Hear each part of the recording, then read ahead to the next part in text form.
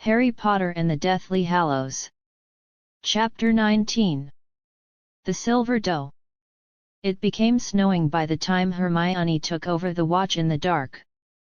Harry's goals were burdened and demanding, Nagini woven in out of them, first through a tremendous, cracked ring, then through a wreath of Christmas roses. He woke time and again, panicky, convinced that any individual had referred to as out to him in the distance, imagining that the wind whipping around the tent become footsteps or voices. Finally he were given up inside the darkness and joined Hermione, who was huddled within the entrance to the tent studying a history of magic through the mild of her wand. The snow changed into still falling thickly, and she or he greeted with remedy his thought of packing up early and transferring on. "We'll pass some place greater sheltered," she agreed, shivering as she pulled on a sweatshirt over her pajamas. "I saved thinking I should pay attention human beings transferring outside. I saw anyone a few times." Harry paused inside the act of pulling on a jumper and glanced at the silent, motionless sneakoscope at the table. "I'm certain I imagined it," said Hermione, searching frightened. "The snow inside the dark, it plays hints to your eyes. But perhaps we ought to disapparate beneath the invisibility cloak, just in case." Half of an hour later, with the tent packed, Harry sporting the Horcrux, and Hermione clutching the beaded bag, they disapparated. The same old tightness engulfed them, Harry's foot parted organization with the snowy floor, then slammed hard onto what felt like frozen earth protected with leaves. "Wherein are we?" he requested, peering around at a clean mass of timber as Hermione opened the beaded bag and commenced tugging out tent poles. "The wooded area of Dean," she stated. "I came camping right here as soon as with my parents." Here too snow lay on the trees all round and it turned into bitterly cold, however they were at the least blanketed from the wind. They spent most of the day within the tent, huddled for warmth across the useful vibrant blue flames that Hermione was so adept at generating, and which may be scooped up and carried round in a jar. Harry felt as even though he was convalescing from some quick however excessive contamination, an affect reinforced by way of Hermione's solicitousness. That afternoon sparkling flakes drifted down upon them, so that even their sheltered clearing had a clean dusting of powdery snow. After 2 nights of little sleep, Harry's senses seemed extra alert than traditional. Their getaway from Godric's Hollow were so slim that Voldemort seemed come what may nearer than earlier than, greater threatening. As darkness drew in again Harry refused Hermione's offer to maintain watch and instructed her to visit bed. Harry moved an old cushion into the tent mouth and sat down, carrying all of the sweaters he owned however nonetheless shivery. The darkness deepened with the passing hours till it was genuinely impenetrable. He became on the point of taking away the Marauder's map, on the way to watch Ginny's dot for some time, earlier than he remembered that it become the Christmas holidays and that she could be back at the burrow. Each tiny movement appeared magnified within the vastness of the wooded area. Harry knew that it ought to be full of dwelling creatures, however he wished they could all continue to be still and silent so that he could separate their harmless scurryings and prowlings from noises that could proclaim other, sinister actions. He remembered the sound of a cloak slithering over lifeless leaves many years ago, and at once notion he heard it once more earlier than mentally shaking himself. Their defensive enchantments had worked for weeks. Why should they smash now? And yet he couldn't throw off the sensation that something was extraordinary tonight. Numerous times he jerked upright, his neck aching due to the fact he had fallen asleep, slumped at an ungainly perspective in opposition to the aspect of the tent. The night time reached the sort of depth of velvety blackness that he could have been suspended in limbo between disapparition and apparition. He had simply held up a hand in front of his face to peer whether he ought to make out his palms whilst it befell. A brilliant silver mild appeared right in advance of him, moving through the trees. Whatever the supply, it turned into moving soundlessly. The light appeared definitely to float toward him. He jumped to his feet, his voice frozen in his throat, and raised Hermione's wand. He screwed up his eyes because the light became blinding, the trees in the front of it pitch black in silhouette, and still the issue got here nearer. And then the supply of the light stepped out from in the back of an oak. It became a silver-white doe, moonshiny and incredible, picking her way over the floor, nevertheless silent, and leaving no hoof prints inside the first-class powdering of snow. She stepped toward him, her stunning head with its wide, lengthy lashed eyes held excessive. Harry stared at the creature, filled with marvel, now not at her strangeness, however at her inexplicable familiarity.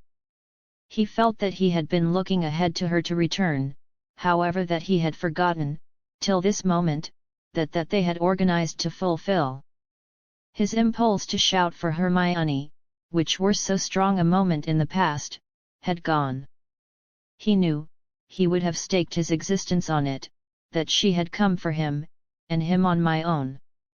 They gazed at every different for several long moments, after which she turned and walked away. "No," he stated, and his voice was cracked with loss of use. "Come lower back." She continued to step deliberately via the timber, and shortly her brightness was striped with the aid of their thick black trunks. For one trembling second he hesitated. Caution murmured it can be a trick, a trap, a trap.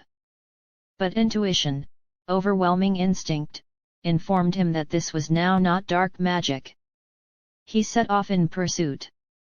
Snow crunched below his foot, but the doe made no noise as she passed through the timber, for she turned into not anything however light. Deeper and deeper into the woodland she led him, and Harry walked speedy, sure that once she stopped, she would permit him to method her well. After which she would communicate and the voice would tell him what he needed to know. At last, she came to a halt. She turned her beautiful head towards him all over again, and he broke into a run, a question burning in him, but as he opened his lips to ask it, she vanished.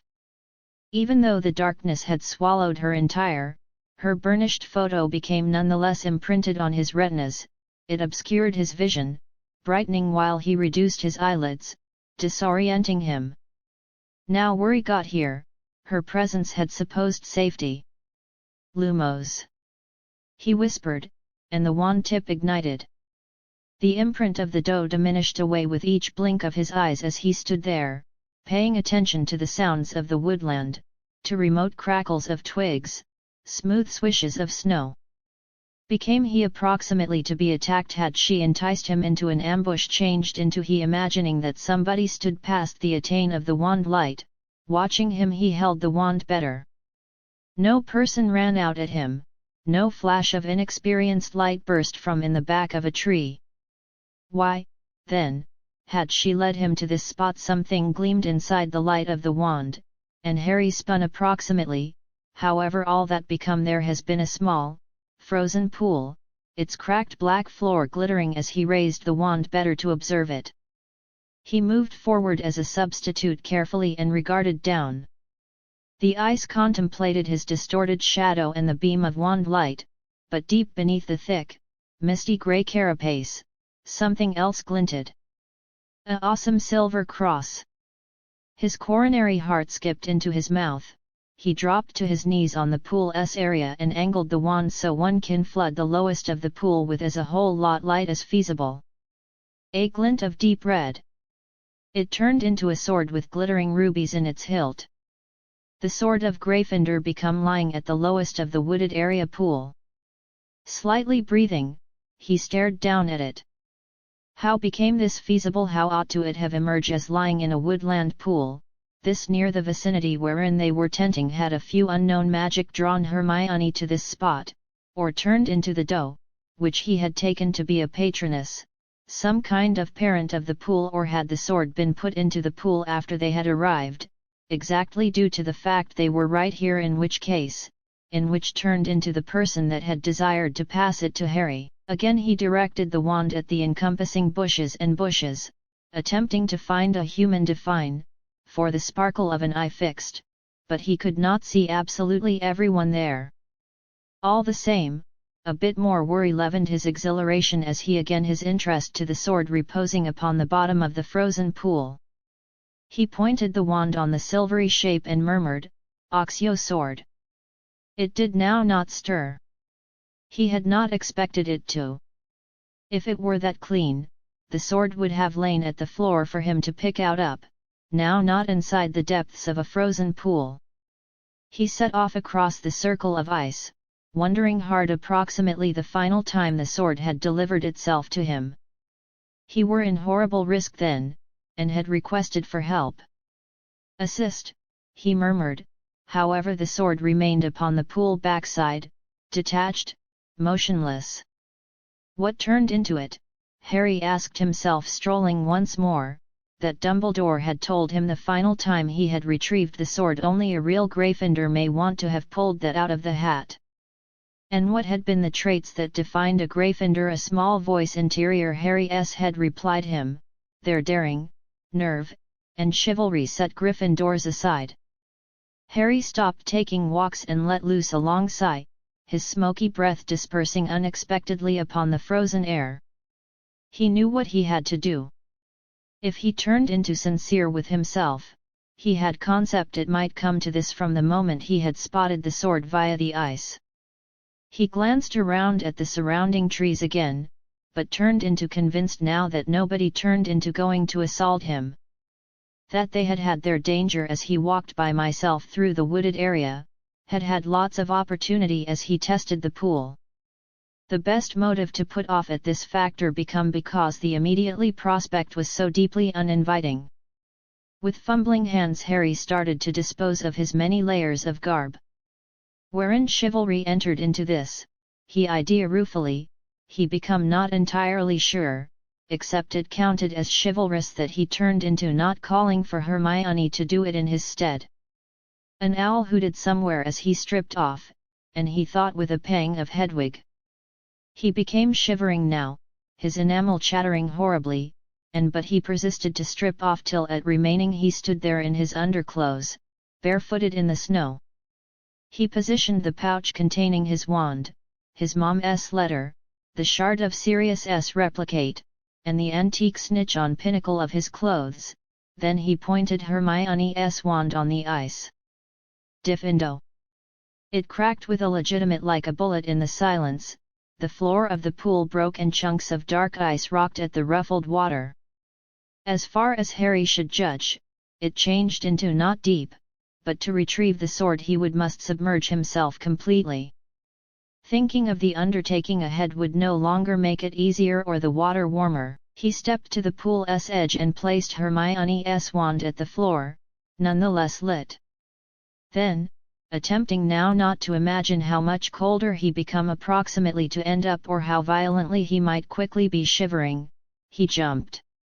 Each pore of his frame screamed in protest, the very air in his lungs regarded to freeze solid as he was submerged to his shoulders within the frozen water. He may want to infrequently breathe, trembling so violently the water lapped over the rims of the pool, he felt for the blade with his numb feet. He best wanted to dive once. Harry put off the moment of overall submersion from second to 2D, gasping and shaking, till he informed himself that it should be completed, collected all his braveness, and dived. The bloodlust turned into pain, it attacked him like hearth. His brain itself seemed to have frozen as he pushed through the darkish water to the bottom and reached out, groping for the sword. His fingers closed around the hilt, he pulled it upward. Then something closed tight around his neck. He concept of water weeds, even though nothing had brushed him as he dived, and raised his empty hand to free himself. It was not weed, the chain of the Horcrux had tightened and changed into slowly constricting his windpipe. Harry kicked out wildly, seeking to push himself again to the floor, however merely propelled himself into the rocky side of the pool. Thrashing, suffocating, he scrabbled at the strangling chain, his frozen arms unable to loosen it, and now little lighting had been popping inner his head, and he turned into going to drown. There has been not anything left, nothing he should do, and the fingers that closed round his chest were in reality demises. Choking and retching, soaking and colder than he had ever been in his existence, he came to face down within the snow.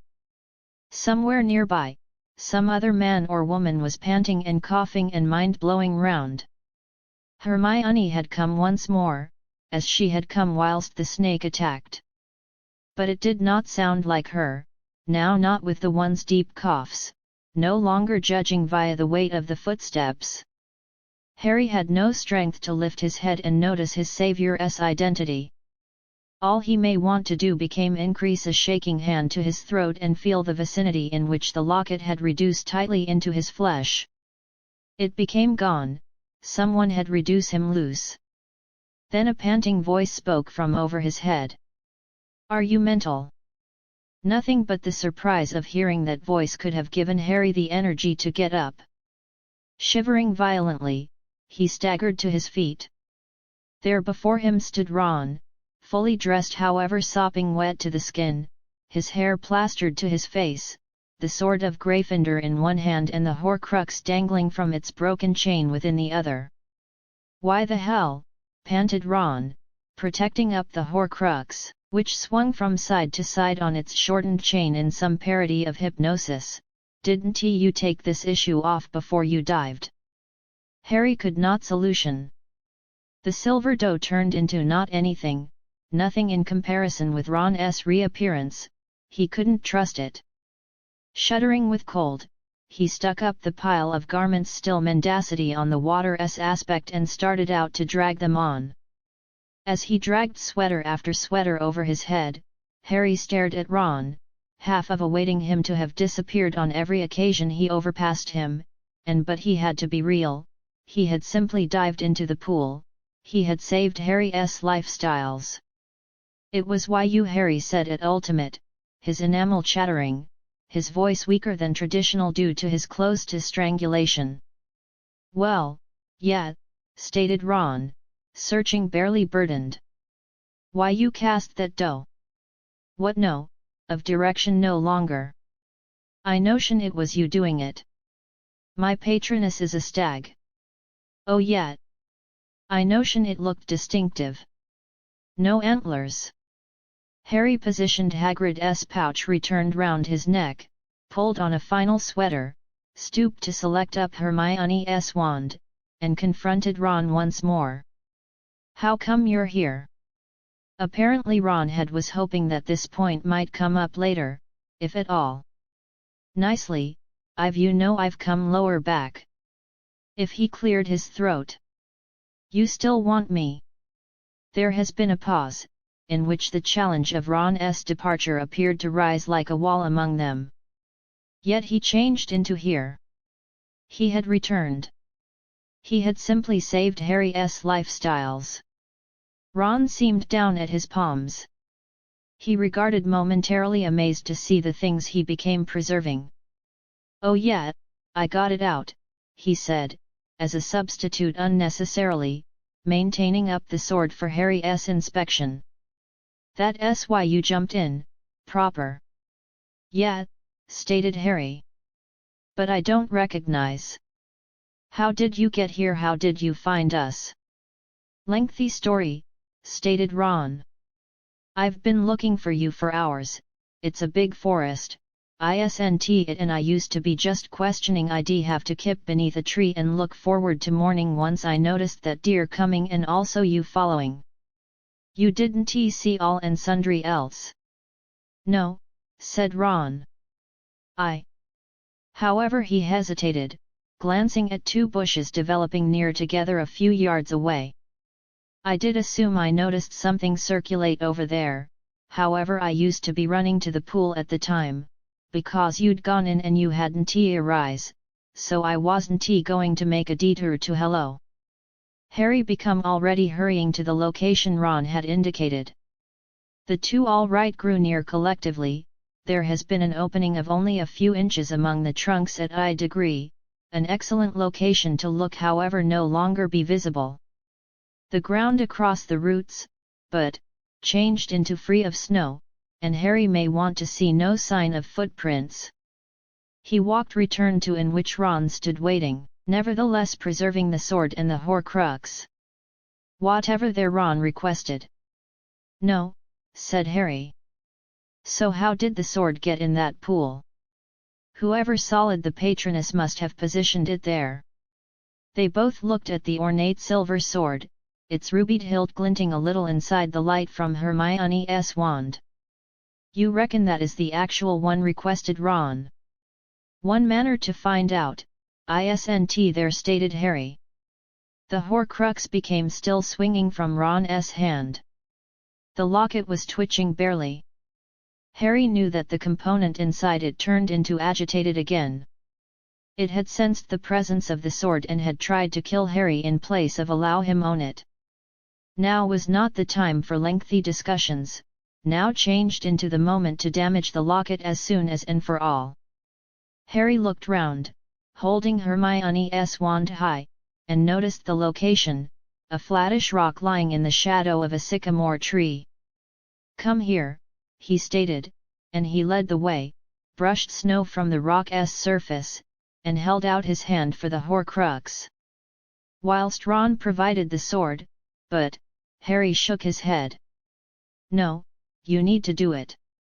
Me, said Ron, searching, greatly surprised. Why? Due to the fact you acquire the sword out of the pool. I think it's purported to be you. He was no longer being type or beneficent. As genuinely as he had recognized that the doe turned into benign, he knew that Ron needed to be the one to wield the sword. Dumbledore had at least taught Harry something approximately sure forms of magic, of the incalculable strength of sure acts. I'm going to open it, said Harry, and also you stab it. Straight away, due to the fact something in Therl put up a combat. The little bit of riddle within the diary attempted to kill me. How are you going to open it, asked Ron. He regarded terrified. I'm going to invite it to open, the use of Parseltongue, said Harry. The answer got here so quite simply to his lips that he thought that he had continually recognized it deep down, perhaps it had taken his recent come upon with Nagini to make him realize it. He looked at the serpentine S, inlaid with glittering green stones, it turned into clean to visualize it as a minuscule snake, curled upon the bloodless rock. No, stated Ron. No, don't open it. I'm extreme. Why now not, asked Harry. Allow us dispose of the rattling aspect, it's been months. I will Harry, I'm severe, you do it. But why? Due to the fact that component S awful for me, stated Ron, backing away from the locket on the rock. I can't take care of it. I'm now not making excuses, Harry, for what I was like, however it affects me worse than it affected you and Hermione, it made me suppose stuff I used to be wondering anyway, but it made the whole lot worse, I can't explain it. And then I'd take it off and that I'd get my head on immediately once more, and then I'd have to put the effing element lower back on. I will do it, Harry. He had subsidized away, the sword dragging at his side, shaking his head. You can do it, said Harry, you may. You've just were given the sword, I comprehend it's supposed to be you who makes use of it. Please, just remove it, Ron. The sound of his call seemed to act like a stimulant. Ron swallowed, then, nonetheless breathing hard through his long nostril, returned in the direction of the rock. Tell me when, he croaked. On 3, stated Harry, looking backtrack on the locket and narrowing his eyes, concentrating on the letter S, imagining a serpent, while the contents of the locket rattled like a trapped cockroach. It might have been easy to pity it, besides that the cut round Harry's neck nevertheless burned.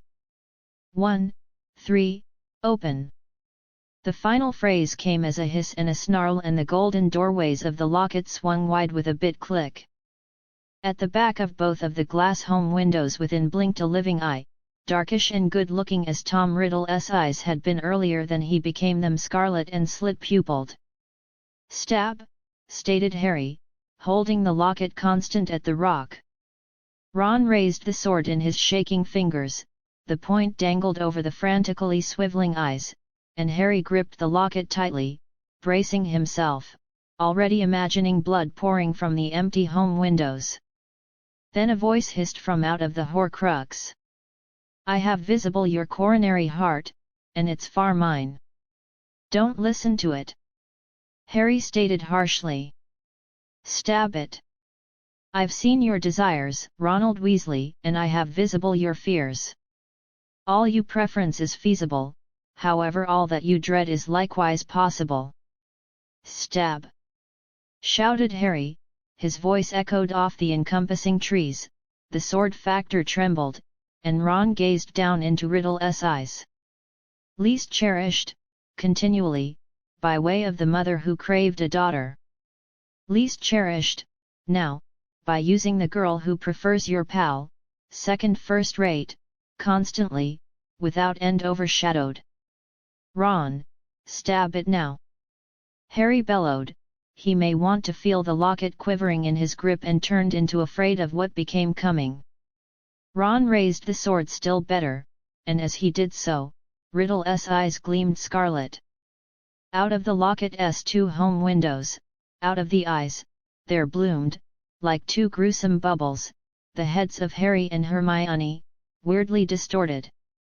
Ron yelled in shock and subsidized away as the figures blossomed out of the locket, first chests, then waists, then legs, till they stood within the locket, facet with the aid of aspect like trees with a commonplace root, swaying over Ron and the actual Harry, who had snatched his hands far away from the locket as it burned, all of sudden, white-hot. Ron! He shouted, but the Riddle Harry changed into now talking with Voldemort's voice and Ron turned into observing, mesmerized, into its face. Why go back? We had been better without you, happier without you, satisfied of your absence. We laughed at your stupidity, your cowardice, your presumption. Presumption! Echoed the Riddle Hermione, who become more beautiful and yet greater horrible than the actual Hermione. She swayed, cackling, earlier than Ron, who looked horrified yet transfixed, the sword putting pointlessly at his facet. Who may want to look at you, who could ever study you, beside Harry Potter? What have you ever finished, as compared with the selected one? What are you, compared with the boy who lived? Ron, stab it, stab it! Harry yelled, but Ron did now not pass. His eyes were huge, and the Riddle Harry and the Riddle Hermione had been pondered in them, their hair swirling like flames, their eyes shining red, their voices lifted in an evil duet. Your mom confessed, sneered Riddle Harry, at the same time as Riddle Hermione jeered, that she would have favored me as a son, would be satisfied to alternate. Who wouldn't he decide on him? What lady might take you? You're nothing, not anything, nothing to him, crooned Riddle Hermione, and she or he stretched like a snake and entwined herself around Riddle Harry, wrapping him in a near-him body. Their lips met. At the ground in the front of them, Ron's face packed with suffering. He raised the sword excessive, his fingers shaking. Do it, Ron! Harry yelled. Ron regarded toward him, and Harry thought he noticed a trace of scarlet in his eyes. Ron! The sword flashed, plunged, Harry threw himself out of the way, there was a clang of steel and an extended, drawn-out scream. Harry whirled round, slipping inside the snow, wand held geared up to shield himself, but there has been nothing to combat. The tremendous variations of himself and Hermione have been gone. There was best Ron, status there with the sword held slackly in his hand, looking down at the shattered remains of the locket at the flat rock. Slowly, Harry walked lower back to him, hardly understanding what to mention or do. Ron became respiration heavily, his eyes had been now not pink at all, however their normal blue, they were also moist. Harry stooped, pretending he had no longer seen, and collected the broken Horcrux. Ron had pierced the glass in both windows, Riddle's eyes had been gone, and the stained silk lining of the locket become smoking slightly. The aspect that had lived within the Horcrux had vanished, torturing Ron were its final act. The sword clanged as Ron dropped it. He had sunk to his knees, his head in his palms. He turned into shaking, but no longer, Harry realized, from bloodless. Harry crammed the damaged locket into his pocket, knelt down beside Ron, and positioned a hand cautiously on his shoulder. He took it as a good signal that Ron did now not throw it off. "When you left," he stated in a low voice, grateful for the truth that Ron's face changed into hidden, "she cried for per week. In all likelihood longer, only she didn't want me to see. There were loads of nights whilst we by no means even spoke to each different. With you long gone." He could not finish. It become simplest now that Ron become here once more that Harry absolutely realized how lots his absence had cost them. "She's like my sister," he went on. "I love her like a sister and I reckon she feels the same way about me. It's usually been like that. I concept you knew." Ron did not reply, however grew to become his face far from Harry and wiped his nostril noisily on his sleeve. Harry were given to his feet once more and walked to wherein Ron's significant rucksack lay yards away, discarded as Ron had run toward the pool to stop Harry from drowning. He hoisted it onto his own again and walked again to Ron, who clambered to his toes as Harry approached, eyes bloodshot but in any other case composed. "I'm sorry," he said in a thick voice. "I'm sorry I left. I realize I used to be a."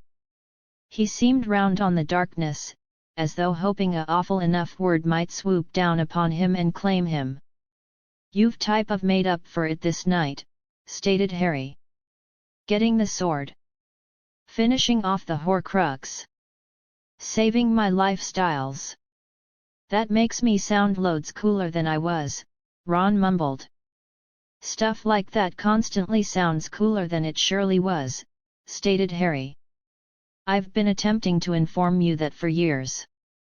Concurrently they walked ahead and hugged, Harry gripping the nevertheless sopping return of Ron's jacket. "And now," stated Harry as they broke aside, "all we were given to do is discover the tent again." But it changed into not tough. Though the walk via the darkish forest with the doe had regarded lengthy, with Ron with the aid of his facet the adventure back regarded to take a relatively short time.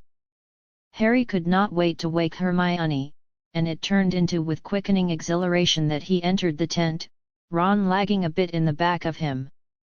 It turned into gloriously warm after the pool and the woodland, the handiest illumination the bluebell flames nonetheless shimmering in a bowl at the floor. Hermione turned into rapid asleep, curled up underneath her blankets, and did not pass until Harry had said her call several instances. "Hermione!" She stirred, then sat up speedy, pushing her hair out of her face. "What's wrong, Harry? Are you all right?" "It's okay, the whole lot's nice. Greater than first class. I'm first rate. There's a person here." "What do you mean, who?" She saw Ron, who stood there keeping the sword and dripping onto the threadbare carpet. Harry subsidized right into a shadowy corner, slipped off Ron's rucksack, and tried to combo in with the canvas. Hermione slid out of her bunk and moved like a sleepwalker in the direction of Ron, her eyes upon his pale face. She stopped proper in the front of him, her lips barely parted, her eyes wide. Ron gave a susceptible, hopeful smile and half raised his arms. Hermione launched herself ahead and started punching each inch of him that she should reach. "Ouch, ow, get off!" "What the Hermione, ow! You whole arse, Ronald Weasley!" She punctuated each word with a blow. Ron subsidized away, protecting his head as Hermione advanced. "You move slowly, returned here after weeks and weeks. Oh, where's my wand?" She looked as though equipped to battle it out of Harry's fingers, and he reacted instinctively. Protego. The invisible shield erupted among Ron and Hermione. The force of it knocked her backward onto the ground. Spitting hair out of her mouth, she leapt up once more. Hermione, stated Harry. Calm. I'm able to no longer relax. She screamed. Never earlier than had he seen her lose control like this. She looked quite demented. Supply me, returned my wand. Provide it lower back to me. Hermione, will you please? Don't you inform me what to do, Harry Potter. She screeched. Don't you dare. Supply it lower back now. And you. She became pointing at Ron in dire accusation. It was like a malediction, and Harry could not blame Ron for taking flight numerous steps. I got here walking once you. I known as you. I begged you to return again. I understand, Ron said. Hermione, I'm sorry, I'm surely. Oh, you're sorry. She laughed, a excessive pitched, out of control sound. Ron looked at Harry for help. However, Harry merely grimaced his helplessness. You come after weeks and you observed it's all going to be all right in case you simply apologize. Properly, what else am I able to say? Ron shouted, and Harry became satisfied that Ron became fighting back. Oh, I don't recognize, yelled Hermione with awful sarcasm. Rack your brains, Ron, that should only take more than 1 second. Hermione, interjected Harry, who considered this a low blow. He simply saved my. I don't care. She screamed. I don't care what he's executed. Weeks and weeks, we might have been useless for all he knew.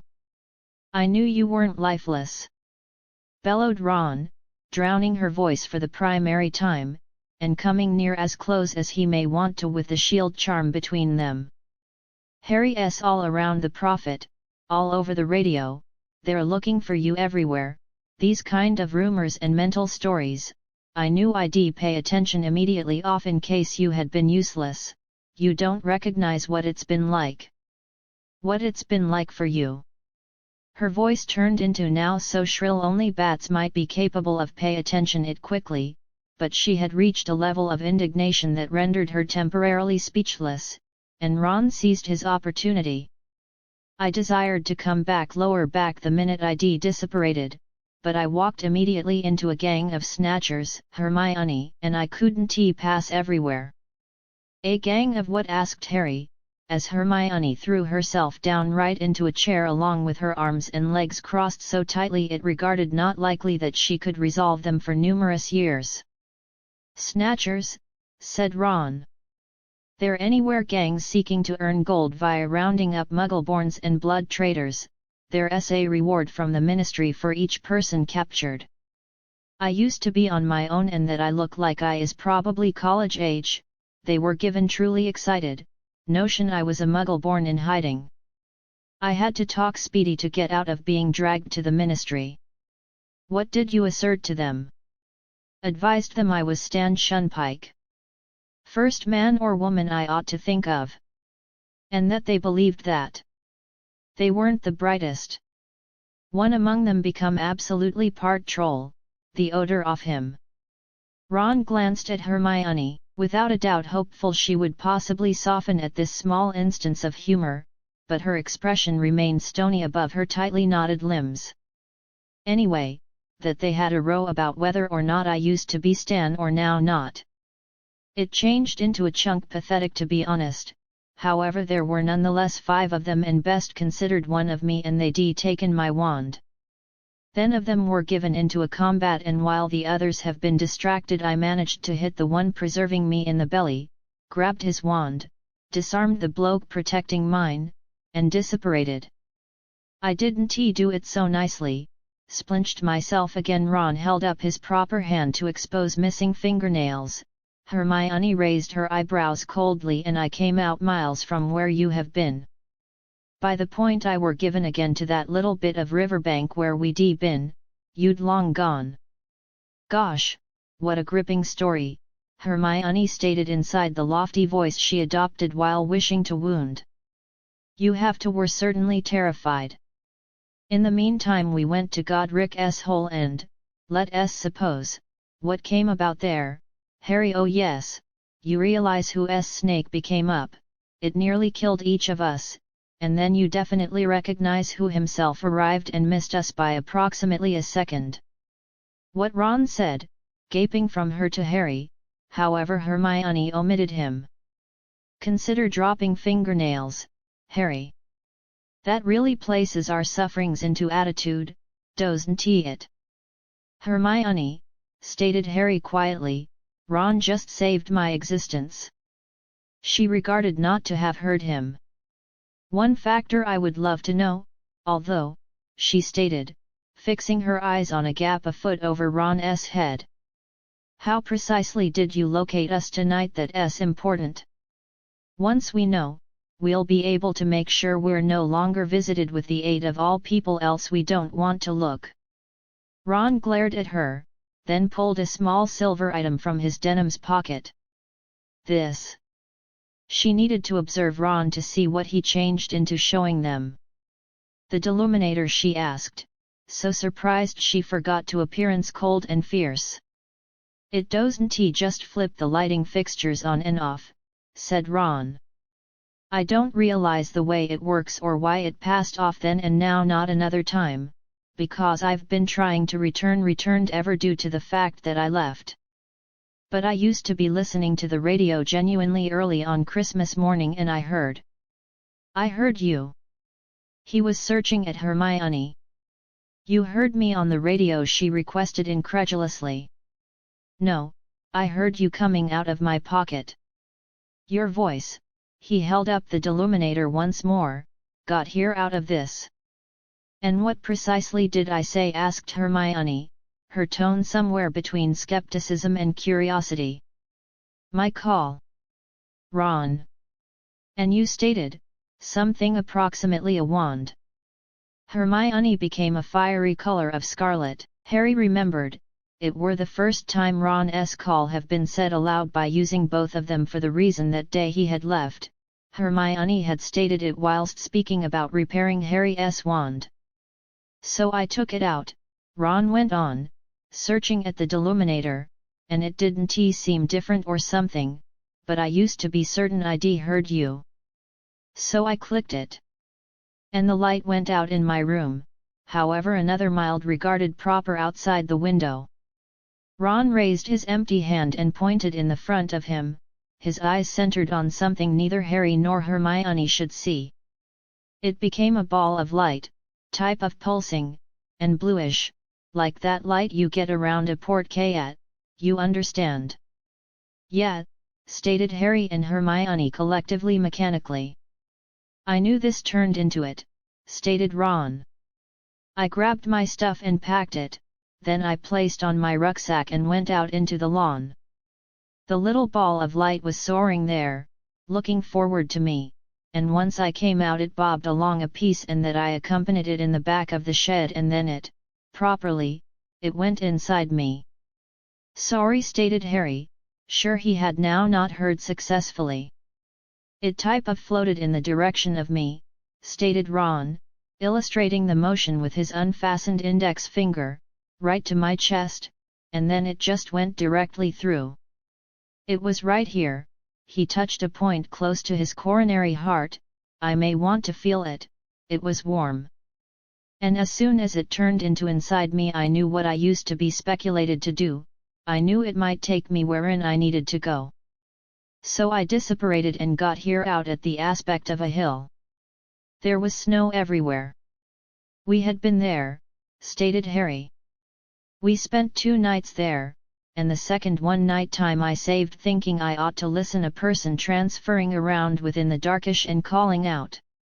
Yeah, nicely, that would been me, said Ron.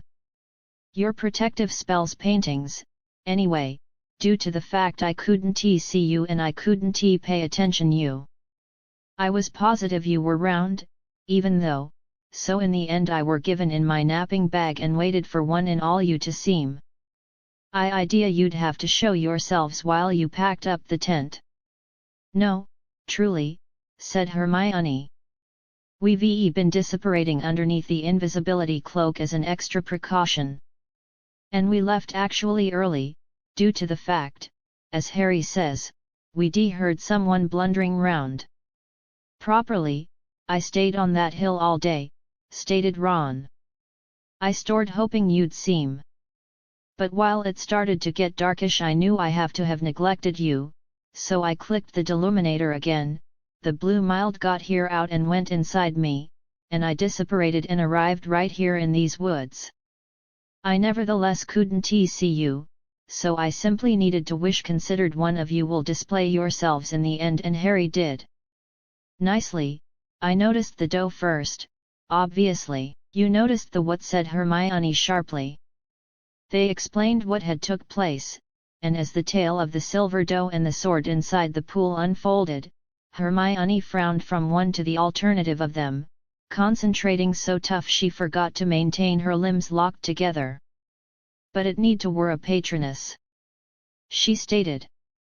Couldn't you see who changed into casting it? Didn't you notice all and sundry and it led you to the sword? I will accept as true with this. Then what came about?